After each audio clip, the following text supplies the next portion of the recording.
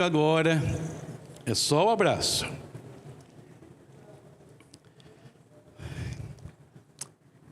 Amém. Bom, hoje, terceiro domingo do mês, é o nosso domingo de missões.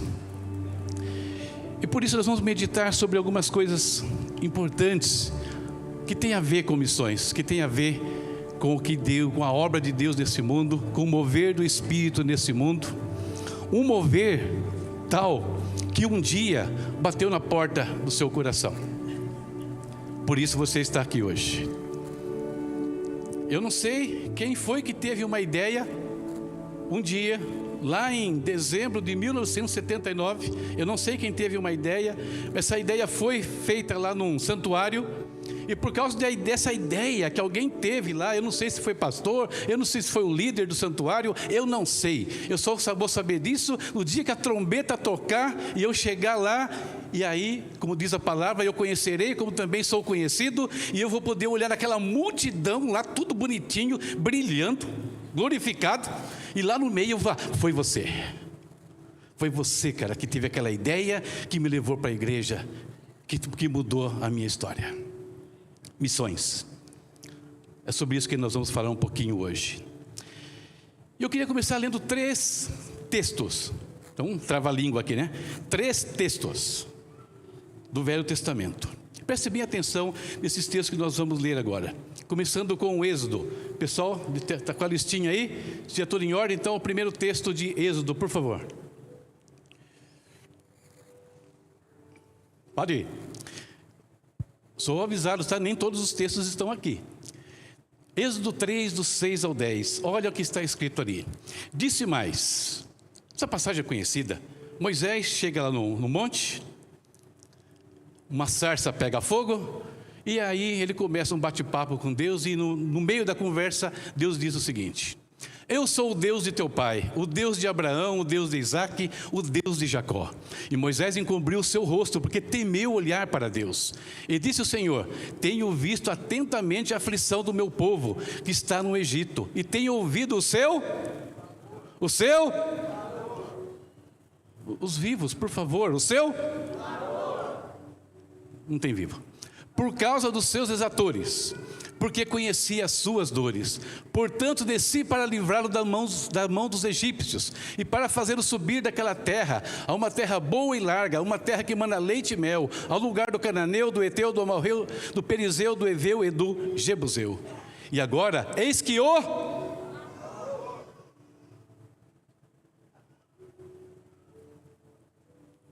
dos filhos de Israel é vindo a mim, e também tenho visto a opressão com que os egípcios os oprimem. Vem agora, pois, e eu te enviarei a Faraó, para que tires o meu povo, os filhos de Israel, do Egito. Esse é o primeiro texto que eu queria ler. Segundo texto, Atos capítulo 10, versículos 1 ao 6. Passagem também conhecida. Um certo homem chamado Cornélio, romano, foi designado pelas autoridades do império para servir na Judéia. Lá na Judéia, então, ele ia cuidar do povo de Israel ali, manter o domínio romano. Só que chegou lá, algo aconteceu. Cornélio, chegando até aquelas terras, ele conheceu o Deus de Israel. E aí ele passou a maneira dele, como ele entendia que tinha que ser feito, a servir esse Deus. Até que um dia aconteceu isso. E havia em Cesareia um homem por nome Cornélio, centurião da coorte chamada Italiana, piedoso e temente a Deus, com toda a sua casa, o qual fazia muitas esmolas ao povo, e de contínuo orava a Deus. Este, quase à hora 9ª do dia, viu claramente numa visão um anjo de Deus que se dirigia para ele e dizia-lhe: Cornélio. O qual, fixando os olhos nele, muito atemorizado, disse: que é, Senhor? E disse-lhe: as tuas orações e as tuas esmolas têm subido para a memória diante de Deus. Agora, pois, envia homens a Jope e manda chamar a Simão, que tem por sobrenome Pedro. Este está hospedado com um certo Simão curtidor, que tem a sua casa junto do mar. Ele te dirá o que deves fazer.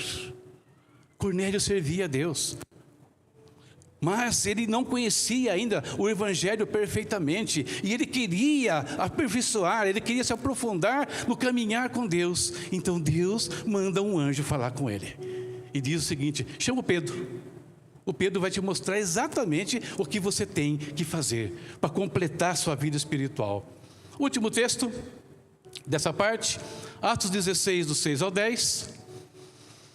Paulo está lá na Ásia, a segunda viagem missionária dele, pregando o Evangelho, espalhando a palavra, e aí esse episódio ocorre. E passando pela Frígia e pela província da Galácia, foram impedidos por quem? De anunciar a palavra na Ásia. E quando chegaram a Mísia, intentavam ir para a Bitínia, mas o Espírito não lhe permitiu. E tendo passado por Mísia, desceram a Troade. E Paulo teve de noite uma visão, em que se apresentou um homem da Macedônia e lhe rogou, dizendo: passa a Macedônia e ajuda-nos. E logo depois desta visão, procuramos partir para a Macedônia, concluindo que o Senhor nos chamava para lhes anunciarmos o Evangelho. 3 textos, 3 clamores, 3 respostas. E essas passagens têm algumas coisas em comum. Uma delas é que havia um clamor em Israel, pelo povo de Israel. E a resposta veio por um homem, Moisés. Havia um desejo no coração do Cornélio, e a resposta veio por um homem, Pedro. Havia uma necessidade na Macedônia, e a resposta veio por meio de Paulo e da sua equipe. Guarda bem esses detalhes que a gente vai voltar a eles. E eu gosto muito desse texto aqui por uma situação, queridos. Quantos aqui estão fazendo a vontade de Deus? Digam amém. Amém? Estão dentro dos caminhos do Senhor? Estão servindo a Deus? Será que estão fazendo o que Deus quer? Aí outra pergunta. Será que nós estamos alinhados com a vontade de Deus? Porque nem sempre o fato de estarmos andando, fazendo algumas coisas dentro do reino, quer dizer que estamos fazendo exatamente o que Deus quer. Eu gosto, cadê a passagem? Sumiu. Eu gosto do Atos 16, porque é uma coisa boa, eu gosto de brincar com aquele ato lá, com essa situação. Paulo, imagina a equipe de Paulo. Se você for olhar no Atos 16, tem Paulo, Silas, Timóteo, Silvano, tinha uma turminha lá que andava com Paulo. Aí eles estão trabalhando, estão fazendo. Aí eles chegam no lugar e Paulo fala o seguinte: galera, vamos embora, bora, vamos para Bitínia. Eu queria que voltasse lá no versículo 6, por favor. Isso aqui, para eu falar o lugar certinho. Isso. Eles queriam, viajaram pela região da Frígia e da Galácia, impedidos pelo Espírito Santo de pregar o Evangelho na Ásia. Vamos pregar na Ásia. Vamos lá, arruma as malas aí. Bora. Arrumaram tudo lá, passaporte, visto, tudo certinho. Vamos embora. Ó, que eles estão saindo. O que foi, Paulo? Aconteceu alguma coisa? Aconteceu. O quê? Não é para ir. Tá, o que a gente faz? Espera aí. Qual que era o próximo roteiro? A Mísia. Então, mas Paulo, a Mísia, o clima é diferente. Aqui é inverno, lá já está meio quente, o negócio todo. Vai, troca a mala, arruma tudo de novo, mexe aí. Trocou tudo, bora. O que foi agora? Não vamos. Tá, o que a gente faz, Paulo? Vamos dormir. E fala que eles vão dormir. E aí Deus fala com ele. Uma visão para ele. Passa a Macedônia e ajuda-nos. Queridos, quando nós queremos fazer a vontade de Deus, tudo que nós não podemos fazer é ficar parados, estagnados, sem fazer nada. Nós devemos, como Paulo, ter plano, planejar o que nós vamos fazer, mas nunca devemos tirar a nossa atenção, a nossa ligação com o nosso Deus. Vai fazendo, mas olhando para cima. Trazendo, trabalhando, tudo bem? Ok? Não, tudo bem? Não. O que eu faço? Bem, vou pregar ali. Não vai. Vai para lá. Nós não podemos ficar parados. Gente parada não se dirige. Carro parado não se dirige. Eu faço uma brincadeira às vezes com os alunos da escola. Qual é a condição básica para te dirigir um veículo? Aí eu deixo eles falarem, e falam tudo. Falo motor, gasolina, tudo que tem, porque você imagina que um carro tem que ter. Eu falo, se o carro estiver parado, você não dirige. Cristão parado, Deus não pode dirigir. Se nós queremos que Deus nos dirija nossas vidas, nós temos que nos lançar na mão dele. Poder até errar no alvo, tem que ouvir dele que não é por ali, que é por outro. Mas aí nós estamos sendo dirigidos por ele. Mas voltando ao tema aqui da nossa prosa. Então, 3 clamores. E nós podemos separar esses clamores em 2 grupos, de certa forma. Como assim? Nós temos clamores internos. O que é um clamor interno nesse conceito que eu querendo passar? O povo de Israel estava clamando. O povo de Deus estava clamando. O povo de Deus estava clamando a Ele por socorro, por ajuda. Da mesma forma, às vezes, dentro do povo de Deus, aqui dentro, na nossa igreja, nas nossas igrejas, no meio do povo que serve a Deus, tem muita gente precisando de ajuda. Tem muita gente precisando de socorro internamente. E nós estamos ouvindo? Nós sabemos quem são? E tem os clamores externos. O externo, podemos ver o Cornélio. Não pertencia ao povo de Deus. Queria servir a Deus, tinha uma noção básica do que era servir ao Senhor, mas não pertencia ao povo de Deus. Era um simpatizante, abre aspas. Ou na linguagem dos judeus, era um prosélito. Tem outro externo, mais externo ainda, que eram os macedônios, que não conheciam ainda, nem um pouquinho igual Cornélio, nada. Mas, se você for estudar, é interessante que você vai estudar um pouquinho de história da igreja. Deus usou 3 povos para preparar o mundo para a vinda de Cristo. Coisa que às vezes nós não sabemos. Mas não foi um evento casual, não foi um evento de emergência, não.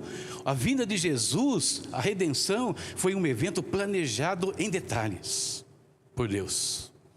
O apóstolo Paulo, em Gálatas 4,4, diz o seguinte: mas vindo a plenitude dos tempos, Deus enviou seu Filho, nascido de mulher, nascido sob a lei. Plenitude aqui é a palavra pleroma, que significa o tempo certo, a hora exata. Deus esperou o momento perfeito para que Jesus descesse. E nessa preparação ele vai usar alguns povos. E um dos povos que Deus usa para deixar o ambiente, o cenário mundial pronto, são os gregos. Com as filosofias deles, com os pensamentos, com as perguntas que despertavam curiosidade, o anseio. Deus vai usar a situação da religião dos romanos e dos próprios gregos, que já não satisfazia mais. É por isso que Cornélio vai buscar abrigo no Deus de Israel, porque os deuses romanos não atendiam uma necessidade dele, os deuses gregos não atendiam uma necessidade dele. Ele precisava de algo maior. E ao mesmo sentimento parece que havia no meio dos macedônios. E a visão então é que Paulo vá para aquela região do Império Romano para pregar ali. Clamores de dentro, clamores de fora. Nós temos pessoas clamando dentro da igreja. Nós temos pessoas que já conhecem um pouquinho de Deus, mas que precisam ser atualizadas. Nós temos uma cidade com milhares de pessoas que não conhecem nada de Deus, que estão fora dos caminhos de Deus também, que pode não parecer, mas anseiam por algo verdadeiro, como nós temos no nosso coração. Anseiam a mesma coisa. Como é que a gente sabe disso? É só olhar o que eles fazem. O desespero deles, a angústia de querer ser preenchidos, eles vão tentar de todas as maneiras que eles acham que serve, mas que resulta num completo vazio. Porque drogas não vai preencher, nem poder, nem dinheiro, nem sexo. No fim da história, como diz o Salomão no Eclesiastes, é vazio e sem valor. Então, esse cenário que nós temos aqui no nosso mundo. E é interessante que, olhando para o mundo, nós podemos perceber a verdade que às vezes nós não percebemos, né? Não podemos perceber, mas às vezes não percebemos. Estamos fechados a isso. A seara está pronta. No mundo está pronto. No mundo que eu falei, tem esses 3 grupos de pessoas querendo algo. Algo que Deus colocou na sua mão, na minha mão. A vida que Ele colocou dentro do nosso coração. É a mesma coisa, então a seara pronta. Aí tem 2 textos que Jesus fala sobre isso. Primeiro, Mateus capítulo 9, versículos 38 e 39. Jesus disse o seguinte: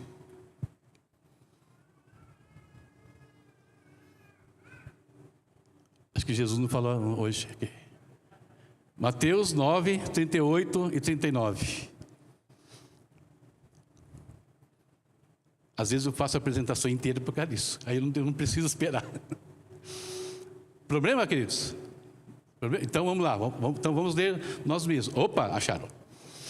Peçam, pois, ao Senhor da colheita que envie trabalhadores para a sua colheita. Não, volta antes. Fica lá onde vocês estavam, fica lá.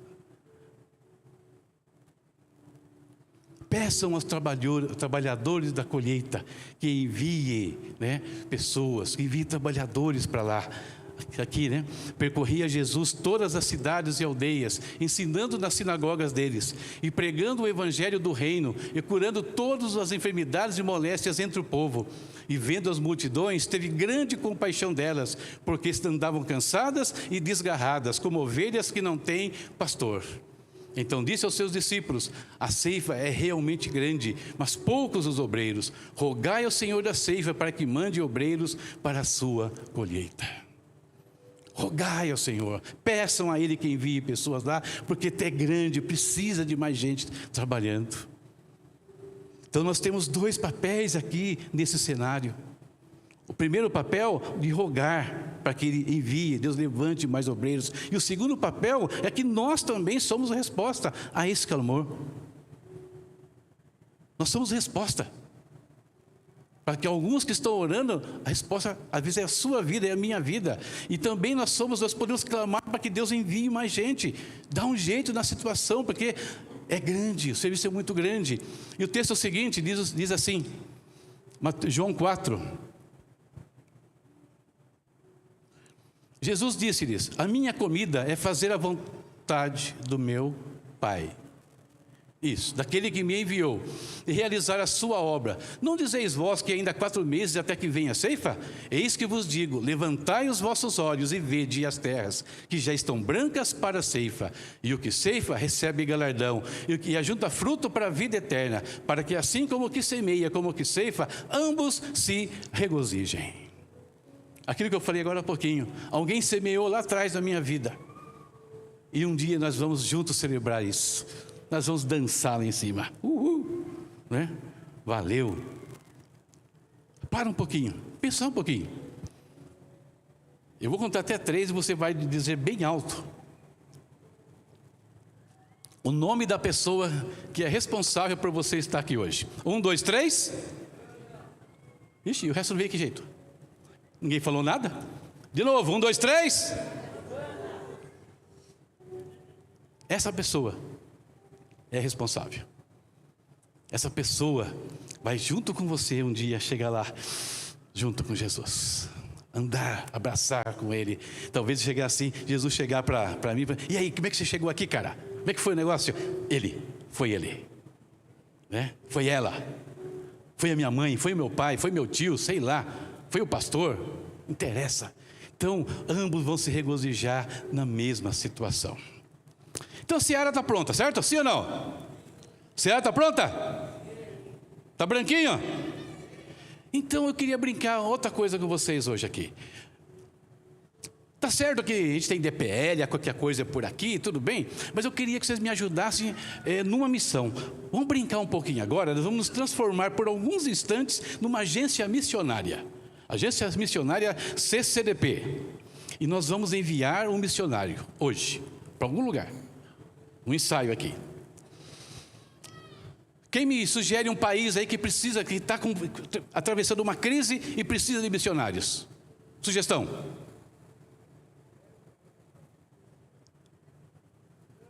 Ucrânia. Outro. Tem um país aí que está feia a coisa. Como? Não entendi. Gaza, terrível, muito bem. Tem um outro ainda. Coreia do Norte, mais um. Israel está mais tranquilo, mas precisa também. Mas Israel está mais tranquilo lá. Outro país, está na mídia. Nepal está na mídia. Venezuela, vamos escolher um. Índia, que seja a Índia. Muito bem. Então vamos lá, nós vamos mandar um missionário para a Índia. Só que eu queria que alguém viesse aqui para ser o missionário, representar o missionário que vai ser enviado. Preciso de um homem ou uma mulher aqui. Dou-lhe uma, dou-lhe duas. Um homem ou uma mulher? Não, você ainda não, você daqui a pouco. É que tem um outro missionário que achou que era ele, mas não é ele ainda não. Missionário, só para fazer um teatro aqui, rapidinho. Ninguém tem medo? Olha lá, fica aqui. Qual é o seu nome mesmo, querida? Maria? A Maria vai ser a missionária. Precisamos mandar a Maria, então, para onde que a gente falou? Qual é o país? Índia. Bom, só que nós temos que preparar a Maria para ir para a Índia. Então me ajudem. O que eu tenho que providenciar para ela possa ir para lá? Primeiro, como é que eu vou equipar a Maria? Visto, passaporte, ok, mas estão pensando só na viagem. Vamos pensar que ela está indo para um país estrangeiro. Curso do quê? Idioma, o que mais? O que mais, além do idioma? Alguém falou cultural, se não me engano aí, né? Ou seja, a cultura é muito vasto. Vamos pegar elementos da cultura. Quais?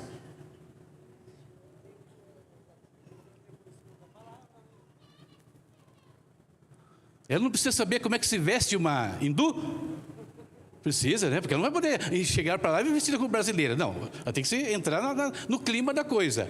Ela tem que falar a língua, tem que se vestir. Ela não tem que conhecer um pouco da comida que come lá? Ela não tem que conhecer um pouco das músicas que eles cantam? Da forma como é a religião deles? Tudo isso ela tem que saber, certo? Também. Então, tudo isso nós precisamos equipar a Maria para levar para a Índia. Obrigado, Maria. Pode sentar. Idioma, comida, roupa, música, saber como eles vivem, como eles adoram, essas coisas básicas, certo? Agora eu pergunto para os senhores: você sabe falar a língua do seu vizinho na sua rua? Sabe? Sabe falar? Quando você encontra com ele, você consegue falar a língua dele? Você vê os seus vizinhos, você vê a roupa que eles usam todos os dias? Você sabe mais ou menos o que eles comem? Não do detalhe dentro da casa, mas é básico. Você sabe o que brasileiro come, não sabe? Arroz, feijão, ovo frito, gema mole. Eu gosto. Você sabe as músicas que eles cantam, e alguns você sabe muito bem que tocam dessa altura do lado da sua casa. Você sabe como é que funciona. Você sabe tudo o que é básico sobre o seu vizinho, não sabe? Parabéns, você está pronto para ser um missionário. Na sua rua, na sua casa, na sua família. Você está pronto. Mas o que falta então? Só falta uma coisa, queridos, para nós. Só uma coisa. Para que nós possamos exercer o nosso papel na nossa rua, na nossa escola, no nosso trabalho, na ginástica, sei lá, por onde a gente anda. Só falta uma coisa, uma só. O resto você já sabe. Só falta nós dizermos sim.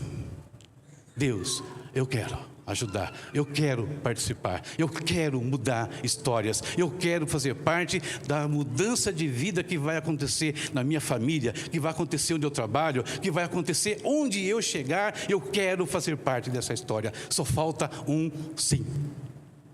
Só isso. Só que aí tem um probleminha, né? Antes de você dizer sim, eu queria que você pensasse em algumas coisinhas. Põe agora, por favor, o Abraão aqui, aquela sequenciazinha do Abraão em diante lá. Já passou aqui, já foi, aí. Vamos pensar um pouquinho. Abraão, ele foi uma bênção para todas as famílias da terra. Ele foi. E nós também podemos ser uma bênção como Abraão foi. Mas para isso, como ele, nós temos que romper com todos os laços da nossa vida passada. Não estou dizendo que você não tenha mais que falar com os seus familiares, que você não tenha mais que falar com os seus amigos. Não é isso que eu estou falando. Porque se você for olhar a história de Abraão, ele continuou tendo contato com a terra dele. Tanto continuou tendo contato que um dia ele precisou casar o filho dele, Isaque. Onde ele foi buscar uma esposa? Lá na família dele, na terra de Harã. E a família lá conhecia, lembrava muito bem dele. E sabia que ele era um homem rico, inclusive. Opa! Nossa irmã vai entrar numa boa, disse o Labão lá, interessado. Mas o que é romper então com o passado? É romper, sai da tua parentela, sai da tua terra. Nós não podemos mais viver segundo o padrão deste mundo, desse reino aqui. Nós temos que viver segundo a terra, que é o reino que nos foi preparado antes da fundação do mundo. Eu não posso mais andar nos mesmos caminhos. Cornélio, quando ele faz a decisão de seguir o Deus de Israel, ele abandona os deuses romanos. Saiu. Mas perceberam que a parentela estava junto? Ele traz a parentela para um novo nível de vida. Está junto com ele. Então nós temos que romper. O que não pode acontecer conosco é que, mantendo os laços com os nossos familiares, com as festas que eles fazem, tudo, o que não pode ocorrer, queridos? É simples, que chegando lá, nós façamos as mesmas coisas que eles fazem. Aí eles vão olhar, por que eu vou mudar de vida? É igual. Por que eu vou andar com você, se você faz as mesmas coisas que eu faço? Qual o sentido disso? Tem que romper. Eu gosto de contar uma historinha que aconteceu comigo no início da minha vida cristã. História triste. E a história triste é a seguinte. Fazia algum tempo que eu estava vindo na igreja. Eu acho que fazia 6 meses, eu acho. E casou um colega de trabalho. Casou, convidou a gente para a festa e eu fui. Na festa dele. Chegando na festa, tinha bebida. E eu? Saúde! Tomei.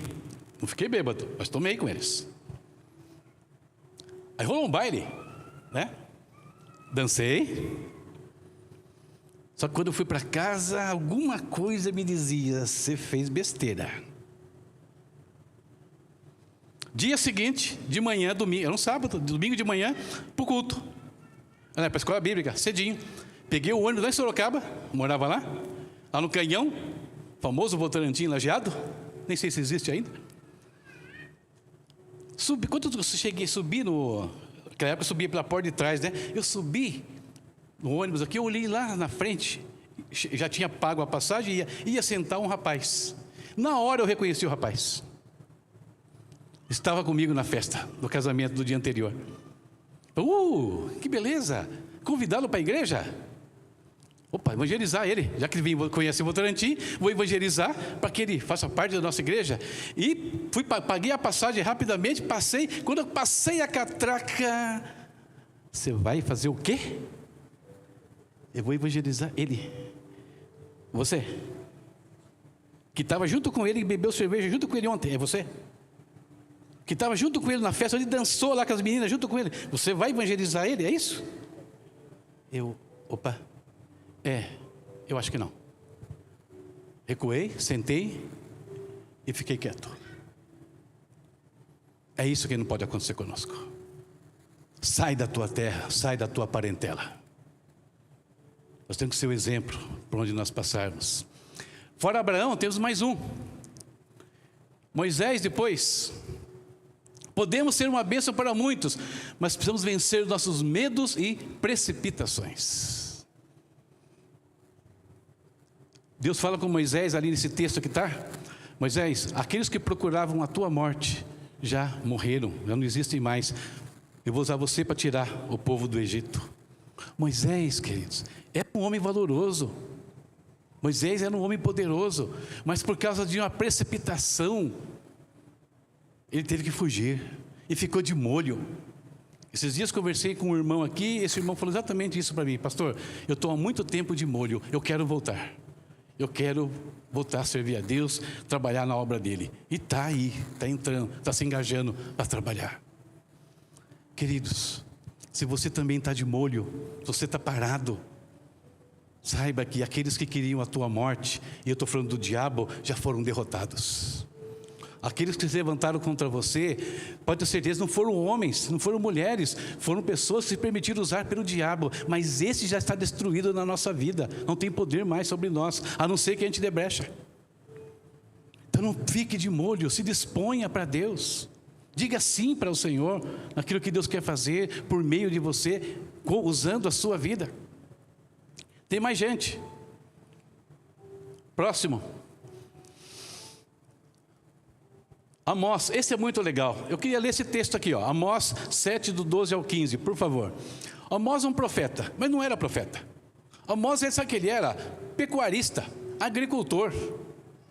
Vivia a vidinha dele tranquila lá em Israel, cuidando dos boizinhos dele, certamente vendendo alguns animais para sacrifício, ajudando os irmãos no culto. Agricultor lá, tranquilo. Aí deu um BOzinho, né? Podemos ler Amós 7, do 12 ao 15, consegue colocar aí, galera? Olha o que acontece com esse homem. Não tem o texto, tá? Vocês têm que colocar vocês aí. O texto não está na apresentação. Olha o que Deus fala para ele, e tirando ele do lugar comum, tirando ele da rotina diária dele. Olha o que Deus fala. Lá está. Isso. Depois Amazias disse a Amós: vá embora, vidente, vá profetizar em Judá, lá ganhar o seu pão.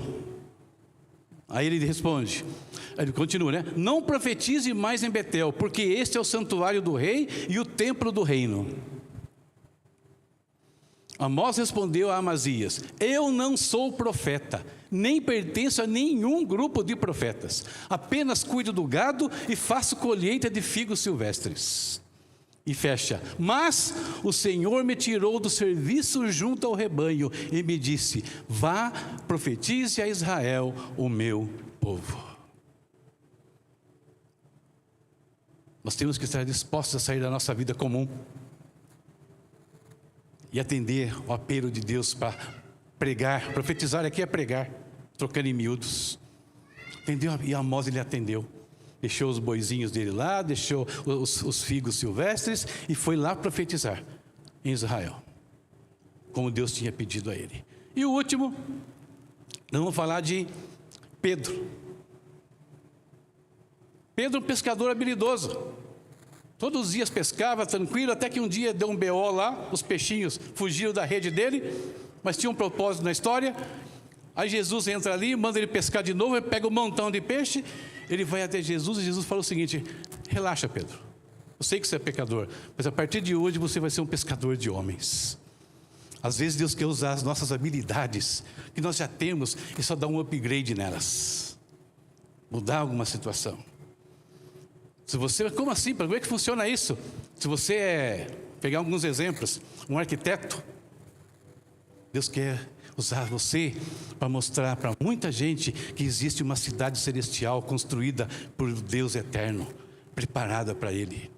Se você é um advogado, Deus quer que você mostre para Ele que existe um advogado que supera qualquer causa desse mundo e muda a nossa condenação para a absolvição eterna. Nos dá um reino. Se você é um contador, vai parar de contar números e contar histórias. Contar como Deus age na vida sua e na vida daquele que se entrega a Ele. Enfim. Mas só de profissão grandona? Não. Se você, de repente, trabalha com um serviço de limpeza, diarista, sei lá, vai mostrar que existe alguém que limpa tudo. Não só que a parte física, mas limpa a nossa alma e o nosso espírito. Ou seja, usar o que nós temos, o que nós somos, no nosso dia a dia, para ver o que Deus faz, de N maneiras.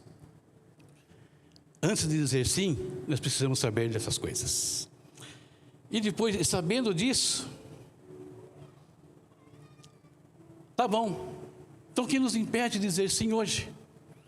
Os nossos compromissos, as nossas agendas lotadas. Nós estamos deveras atarefados com N situações, e às vezes só pensando no nosso dia a dia, só no nosso trabalho, só na nossa família. Tudo gira em torno de nós mesmos. Nós não temos sensibilidade para ouvir o clamor de pessoas que estão ao nosso redor dentro da igreja. O clamor de pessoas que estão lá fora, que conhecem um pouquinho de Deus, só precisava de uma palavra sua para conhecer mais. O clamor de gente que não conhece nada, então clamando que alguém vá mostrar a eles que existe algo novo, algo diferente nesse mundo. Existe uma razão de viver. É isso que nós precisamos abrir mão, queridos. Nós temos que tomar cuidado com duas coisas que eu citei, que eu coloquei aqui. E agora estou falando com nós, crentes aqui, cristãos, que temos ministério, que já atuamos na igreja. Cuidado com o holofote. Às vezes nós queremos fazer coisas, mas que esteja aqui, ó, vitrine, né? Que você quer aparecer, está na mídia. Temos que tomar cuidado com isso. Tem um exemplo interessante. Se o pessoal conseguir colocar, por favor, o texto de Atos. Em seguida, o texto que está no holofote, Atos capítulo 8.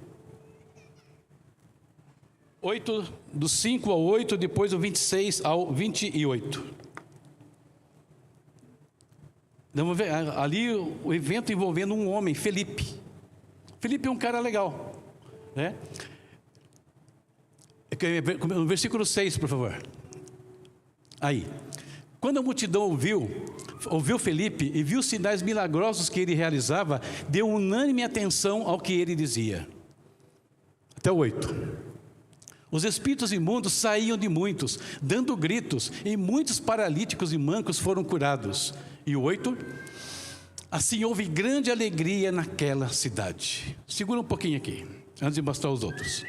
Felipe era um cristão joia, cheio do Espírito Santo, cheio de sabedoria, tinha um bom testemunho na igreja, tão bom que quando precisaram criar o primeiro ministério que surge dentro da igreja, o diaconato, Atos 6, precisa escolher 7 homens. Quem estava no meio lá? Quem foi um dos eleitos? Felipe. Pois ele foi um diácono. Mas Felipe não se limitou.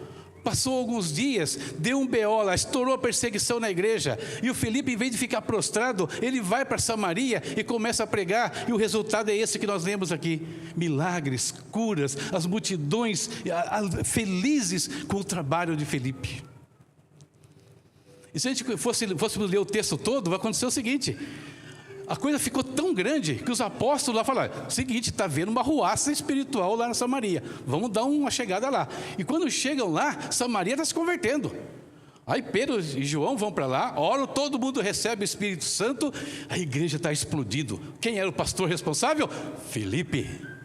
Agora ele poderia ser um dos pastores da igreja, ficar ali, desfrutar daquele momento da glória.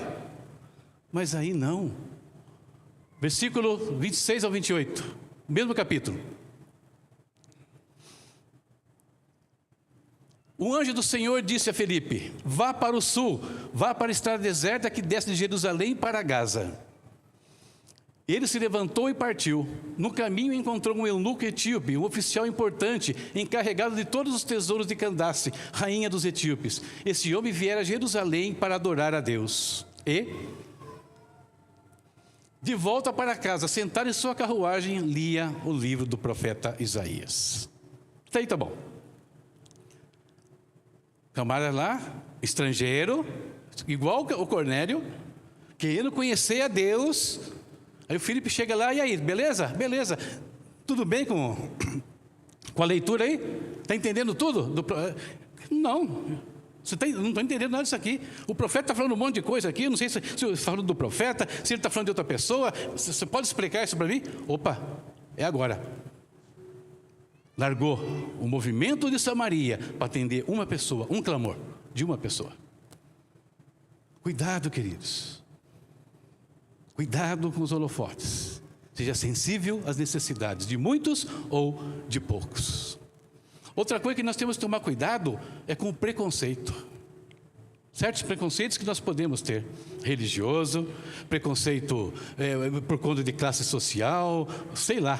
Ele preconceito que esse mundo tem, que todo um bando de rótulos sem sentido. Pedro tinha preconceito com os estrangeiros. E Deus precisou tratar de Pedro. Mostrar para ele que todo homem era igual. Trabalhou com Pedro, e aí Pedro se torna também um pregador entre os gentios, para os cornélios e outros até. Então, nós precisamos de sensibilidade, corações sensíveis, disposição para vencer essas situações que nós comentamos aqui.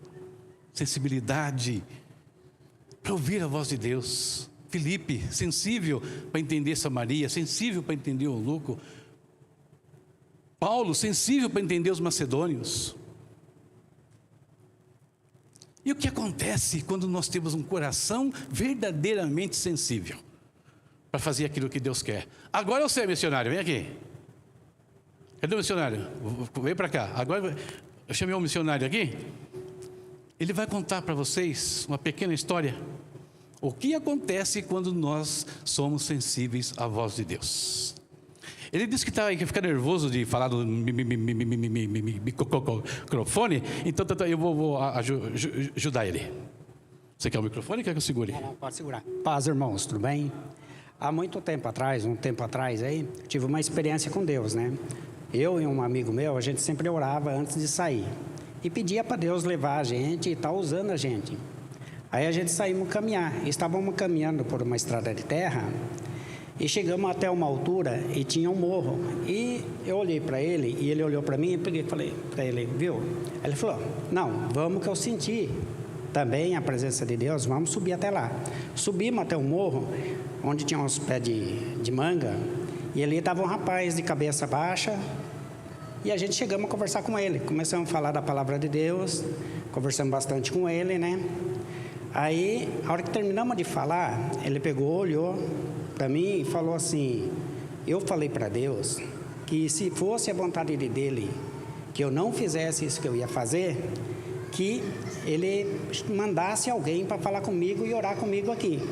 Daí terminou de falar e apontou para cima, mostrou a corda onde ele estava pronto para cometer suicídio.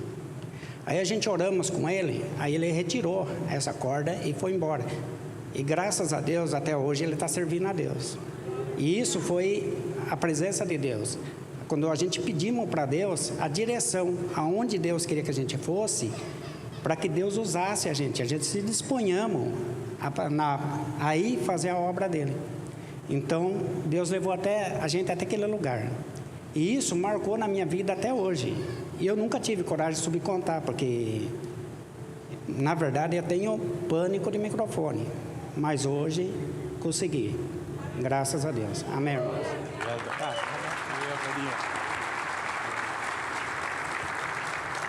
Glória a Deus.